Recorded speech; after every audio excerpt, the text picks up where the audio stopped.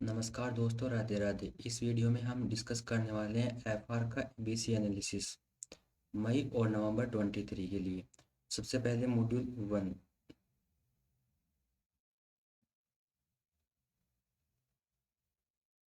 देखिए, module one में chapter one जो है वो थ्योरी टाइप चैप्टर है। इससे 6 मार्क के लिए थ्योरी टाइप का क्वेश्चन पूछा जाता है।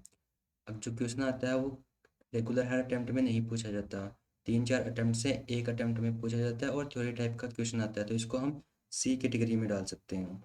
चैप्टर टू में आपको 3 यूनिट दे रखी है, यूनिट 1, 2, 3। यूनिट 1, 2, 3 चैप्टर 2 से आपका हर अटेम्प्ट में क्वेश्चन नहीं पूछा जाता, 3-4 अटेम्प्ट से एक अटेम्प्ट में इसका क्वेश्चन आता है, तो इसको भी हम सी कैटेगरी में डाल सकते हैं। फिर चैप्टर 3 सबसे इम्पोर्टेंट है, इंडेस 115 रेवेन्यू रिकॉग्निशन वाला। सबसे इम्पोर्टेंट इंडेस है ये 115।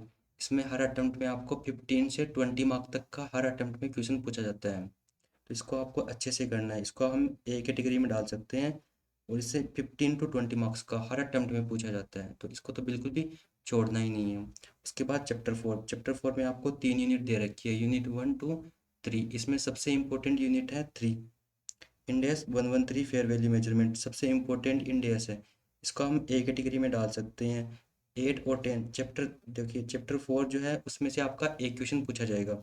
तीनों इंडेस में से आपका एक क्वेश्चन पूछा जाएगा। जनरली किस इंडेस से पूछा जाता है? 113 से। हर अटेम्प्ट में 113 का 5 मार्क का क्वेश्चन पूछा जाता है। वन का बी, नवंबर 22 और मई 22 में जो क्वेश्चन वन का है उसका बी पार्ट जो है वो वाला question India's 113 fair value measurement का ही था, 5 मार्क का। तो इस चैप्टर 4 से आपका एक क्वेश्चन पूछा जाएगा हर अटेम्प्ट में, और मोस्टली जो क्वेश्चन आता है वो किस इंडिया से आता है? 113 से। तो इंडियाज 8 को और 10 को आप सी कैटेगरी में डाल सकते हो और 113 फेयर वैल्यू मेजरमेंट को आप ए कैटेगरी में डाल सकते हैं। उसके बाद चैप्टर 5 में आपको 2 यूनिट दे रखी हैं, यूनिट 1 और 2। इंडियाज 20 आपका गवर्नमेंट ग्रांट वाला, और इंडियाज 102 शेयर बेस्ड पेमेंट का। चैप्टर 5 में से भी आपका एक क्वेश्चन आएगा हर अटेम्प्ट के अंदर। कितने मार्क के लिए? 8 to 10 मार्क के लिए जनरली पूछा जाता है। क्वेश्चन 20 से भी हो सकता है और 102 का भी हो सकता है, गवर्नमेंट ग्रांट का भी हो सकता है और 102 का भी। तो चैप्टर जो 5 है वो इम्पोर्टेंट है, उससे हर अटेम्प्ट में एक क्वेश्चन पूछा जाता है। दोनों इंडेक्स में से किसी भी इंडेक्स से क्वेश्चन पूछा जा सकता है। अब मैं 22 की बात करूं तो इंडेक्स 20 से मई 22 में पूछा गया था, और इंडेक्स 102 से आपका नवंबर 22 में पूछा गया था। तो चैप्टर 5 से हर अटेम्प्ट में एक क्वेश्चन आता है। इंडेक्स 20 का भी आ सकता है और 102 का भी, लेकिन एक ही क्वेश्चन पूछा जाएगा और हर अटेम्प्ट में पूछा जाता है। उसके बाद में चैप्टर 6 जो है उसको आप सी कैटेगरी में डाल सकते हैं। 3-4 अटेम्प्ट में से एक बार इसका क्वेश्चन पूछा जाता है। उसके बाद में मॉड्यूल 2 की बात करें, मॉड्यूल 2 में आप सबसे पहले चैप्टर 7 जो है वो काफ़ी इंपॉर्टेंट चैप्टर है। ये अकेला चैप्टर है जो 20 से 25 मार्क्स के अप्रोक्स मार्क्स आपके कवर करेगा एग्जाम में।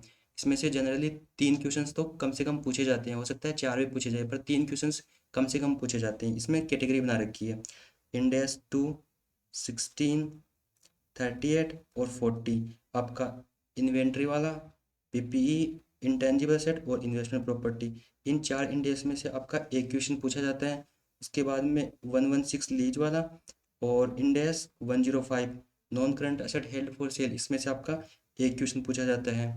उसके बाद में इंडेक्स 23 बोरोइंग कॉस्ट और इंडेक्स 36 इम्पेयरमेंट, इसमें से आपका एक क्वेश्चन पूछा जाता है।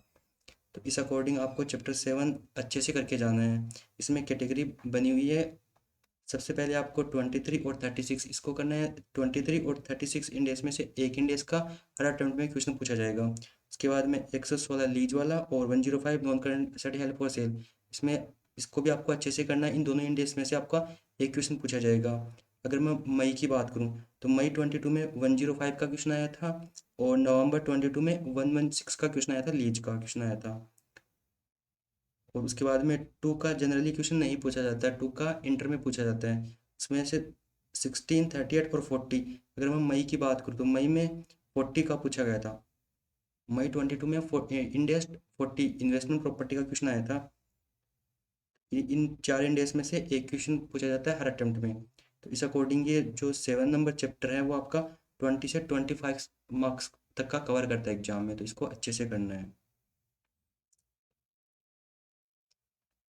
उसके बाद चैप्टर 8 की अगर मैं बात करूँ तो आपका इंडेक्स 41 कवर होता है एग्रीकल्चर वाला।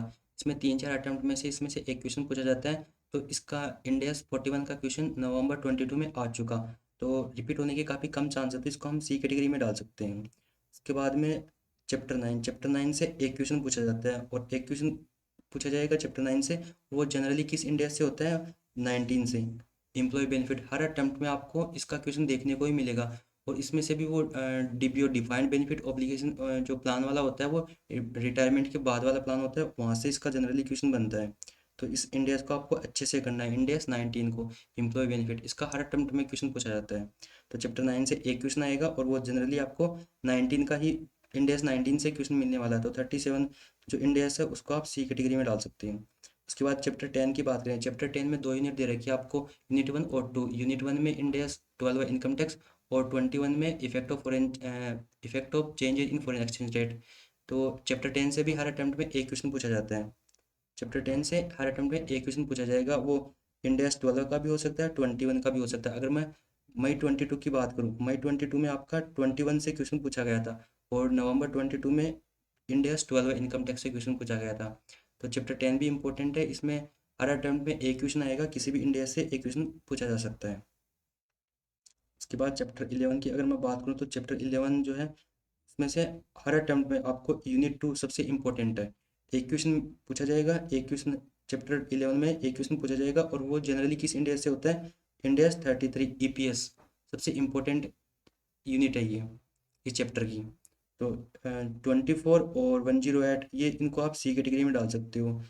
अभी नवंबर की अगर मैं बात करूँ, तो नवंबर में आपका 33 का भी क्वेश्चन आया था, और 108 का भी 5 या 6 मार्क का क्वेश्चन आया था।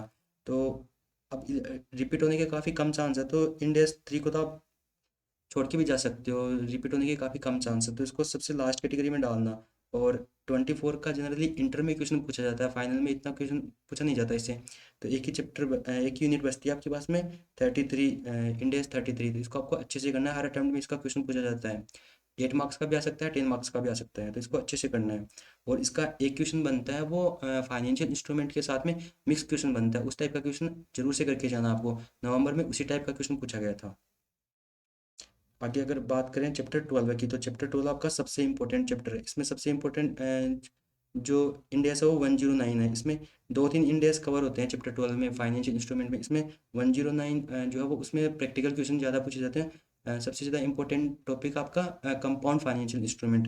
ये जो चैप्टर नंबर 12 है, ये आपका 15 to 20 मार्क्स अप्रोक्स कवर करने वाला है एग्जाम में। तो इस चैप्टर को तो आपको बिल्कुल छोड़ना भी नहीं है, आपको एक कैटेगरी में मार्क करना है। उसके बाद अगर मैं बात करूँ मॉड्यूल 4 से, मॉड्यूल 4 में आपको 3 चैप्टर्स कंटिन्यूसली दे रखे हैं, चैप्टर 13, चैप्टर 14 और 15। चैप्टर 13 आपका बिजनेस कॉम्बिनेशन, सीएफएस और एनालिसिस ऑफ फाइनेंशियल स्टेटमेंट। अब एग्जाम में जो फर्स्ट क्वेश्चन आता है, फर्स्ट का कंपल्सरी क्वेश्चन आता है, जो 15 मार्क्स का क्वेश्चन पूछा जाता है, वो इन्हीं 3 चैप्टर से आता है, या तो बिजनेस कॉम्बिनेशन से, सीएफएस से, या फिर एनालिसिस ऑफ फाइनेंशियल स्टेटमेंट। अब देखिए लास्ट 3-4 अटेम्प्ट से लगभग मोस्टली आपको चैप्टर 13 जो बिजनेस कॉम्बिनेशन है उसका क्वेश्चन आ रहा था, लेकिन नवंबर में चैप्टर 14 सीएफएस से क्वेश्चन आया था, और चेन होल्डिंग टॉपिक का क्वेश्चन आया था। तो अब 15 जो चैप्टर है ना, वो इन ये तीनों ही चैप्टर इंपॉर्टेंट है, इसलिए आपके एग्जाम में 20 to 25 मार्क्स अप्रोक्स कवर करने वाले हैं।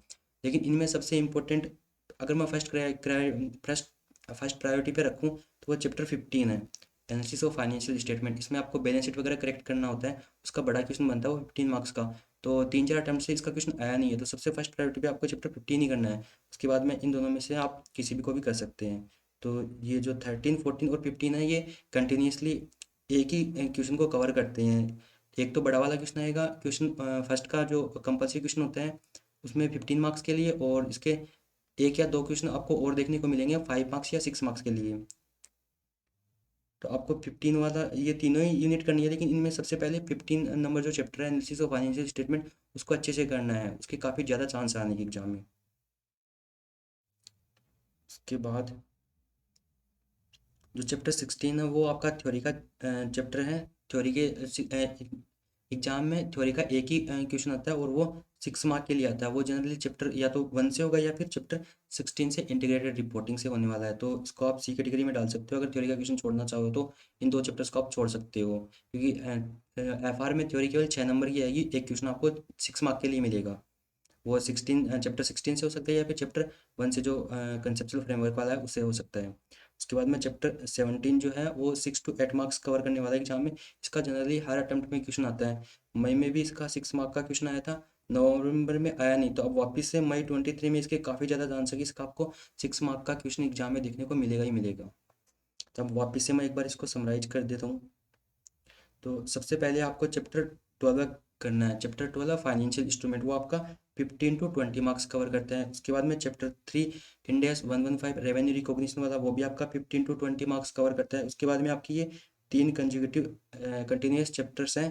15 आपको सबसे फर्स्ट प्रायोरिटी पे रखना है, एनालिसिस ऑफ फाइनेंशियल स्टेटमेंट वाला। उसके बाद में बिजनेस कॉम्बिनेशन CFS, ये आपके 20 to 25 मार्क्स कवर करने वाले हैं। उसके बाद में चैप्टर 17 जो है आपका CSR वाला, वो 6 to 8 मार्क का। तो इतना सा कंटेंट तैयार करते ही आपके 60 मार्क्स का अप्रोक्सीमेट तैयार हो जाएगा एग्जाम के लिए। उसके बाद में बी कैटेगरी में आपको इंडेस 113 फेयर वैल्यू मेजरमेंट वाला करना है।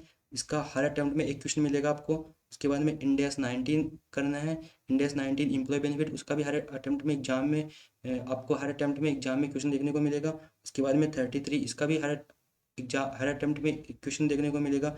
उसके बाद में 20 और 102, 20 गवर्नमेंट ग्रांट वाला और 102 शेयर बेस्ड पेमेंट, इन दोनों इंडेस में से आपको एक क्वेश्चन एग्जाम में देखने को मिलेगा। उसके बाद में इंडिया 16 और सॉरी ये 16 नहीं, ये 116 है। 116 है, 116, 116 जो है वो लीज वाला, और 115 जो है वो नॉन करंट एसेट हेल्प और सेल वाला। तो इन दोनों इंडियाज में से एक क्वेश्चन आपको एग्जाम में देखने को मिलेगा। उसके बाद में इंडियाज 23 और 36, 23 बोरोइंग कॉस्ट, 36 इम्पेयरमेंट, इन दोनों इंडियाज में से आपको एक क्वेश्चन एग्जाम में देखने को मिलेगा। उसके बाद में इंडियाज 12 और 21, 12 आपका इनकम टैक्स और 21 वाला फॉरेन एक्सचेंज रेट वाला। तो इन दोनों इंडियाज में से आपको एक क्वेश्चन कम से कम एग्जाम में देखने को मिलेगा। उसके बाद में ये 4 इंडियाज हैं, 216, उसके बाद में 38 और 40, इसमें से आपको एक क्वेश्चन एग्जाम में देखने को मिलेगा। तो इस अकॉर्डिंग आपकी अगर ए और बी कैटेगरी अच्छे से आप तैयार कर लेते हो तो आपका 60 मार्क्स यहाँ कवर हो गए, 50 मार्क्स यहाँ कवर हो गए। ऑलमोस्ट आपका 110 नंबर का कंटेंट यहीं पे तैयार हो जाता है। तो आप चाहो, अगर आपके पास में सफिशिएंट टाइम है, तो आप सी कैटेगरी को भी तैयार कर सकते हो, कि आपको कुछ भी छोड़ना नहीं है, कुछ भी रिस्क नहीं लेना। उस केस में आप सी कैटेगरी को भी कर सकते हो। देखो, सी कैटेगरी का मतलब ये होता है कि यहाँ पे चैप्टर्स ज़्यादा है और वेट कम है। बाकी सी कैटेगरी का मतलब ये नहीं है कि इसमें से एग्जाम में क्वेश्चन ही नहीं पूछा जाएगा, क्वेश्चन तो पूछा जाएगा। तो अगर आपके पास में सफिशिएंट टाइम है तो आप सी कैटेगरी को भी अच्छे से कर सकते हो। अदरवाइज कम टाइम है तो आप ए कैटेगरी और बी कैटेगरी को अच्छे से करके जाओ। इतने में आपके अच्छे स्कोरिंग हो जाएगी। आज के लिए बस इतना ही। Thank you.